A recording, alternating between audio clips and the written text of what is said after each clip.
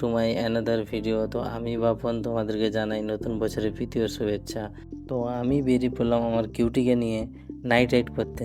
তো কাকে কেমন লাগে নাইট রাইড করতে আমি জানি না, কিন্তু আমাকে স্পেশালি নাইট রাইড করতে খুব ভালো লাগে। আর কার কার নাইট রাইড করতে ভালো লাগে কমেন্ট অবশ্যই জানাও।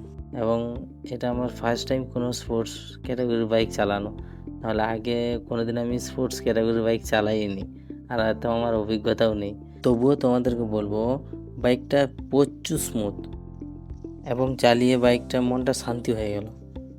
কারণ আজ আমি কমসে কম 8 থেকে 10 বছর ধরে স্বপ্ন দেখছি ভার্সন 2 থেকে শুরু করে আপডেট হতেই থাকে, আপডেট হতেই থাকে। তারপরে যখন ভার্সন 4 মানে কী বলবো, মনে একদম গেঁথে গেছে। সেখান থেকে ভার্সন 4 নেওয়া, এবং ভার্সন 4 নেওয়ার পরে এই ফার্স্ট টাইম আমি রাইড করছি গাইজ। আর অনেকের মুখে আমি বলতে শুনেছি যে R15 ভার্সন 4-এর হেডল্যাম্পের জ্যোতি তেমন একটা ভালো নয়, কিন্তু কাকে কেমন লাগে আমি জানি না, কিন্তু আমাকে স্পেশালি খুব ভালো লেগেছে। তো গাইজ ভিডিওটা অনেক বড় হয়ে যাচ্ছে, তাই এতটাই থাক।